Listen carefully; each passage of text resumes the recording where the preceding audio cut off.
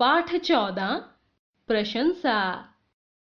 Shridhar school से वापस आया तो कुछ उदास था।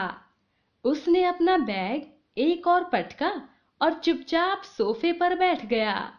माँ उसके लिए पानी लेकर आई, प्यार से उसके सिर पर हाथ फेरा और पूछा कि वह उदास क्यों है। श्रीधर ने अपनी उदासी का जो कारण बताया, उसे सुनकर माँ को हैरानी हुई। श्रीधर ने बताया कि उसकी कक्षा में सुनंदन बहुत सुंदर स्कूल बैग लेकर आया है। उसकी पानी की बोतल भी बहुत सुंदर है। सभी ने उसकी चीजों की बहुत प्रशंसा की। वह बहुत खुश हो रहा था। माँ प्यार से बोली, यह तो अच्छी बात है। किसी की प्रशंसा से हमें ईर्ष्या नहीं करनी चाहिए। माँ ने समझाया, लेकिन श्रीधर पर माँ की बातों का कोई असर नहीं हुआ। वह उदास ही बना रहा। सुनंदन कक्षा में नई नई चीजें लाता, कभी नई पेंसिल, कभी घड़ी, कभी जूते। इन सब चीजों के कारण सभी बच्चे सुनंदन की प्रशंसा करते रहते। श्रीधर को इससे चिढ़ होती। धीरे धीरे वह हर बात पर चिढ़ने लगा। पिता ने भी महसूस किया कि श्रीधर कुछ चिड़चिड़ा हो गया है। वे इस बारे में श्रीधर से बात करना चाहते थे, लेकिन परिवार में एक शादी थी और उन्हें श्रीधर को समझाने का समय ही नहीं मिल पा रहा था। इसी बीच श्रीधर के दादाजी आ गए। वे शादी में शामिल होने के लिए आए थे। श्रीधर के दादाजी अध्यापक थे। श्रीधर को उनसे बातें करना बहुत अच्छा लगता था। श्रीधर उनसे अपने दोस्तों, अपने स्कूल के बारे में बातें करता रहता था।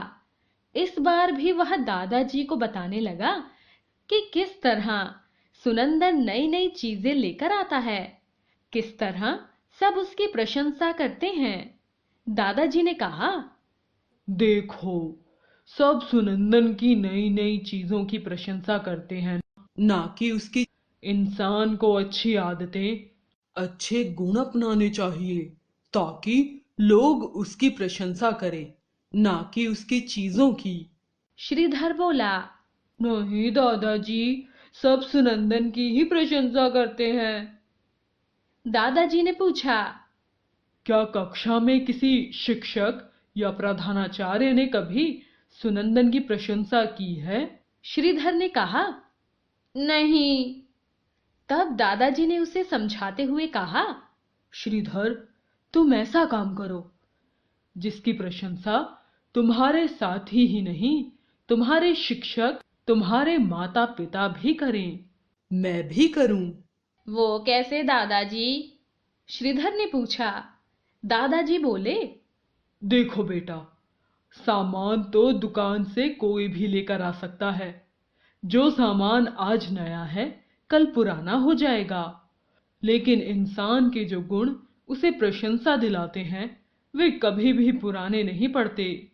इसलिए तुम ऐसे इंसान बनो कि लोग तुम्हारी प्रशंसा करें, तुम्हारी चीजों की नहीं।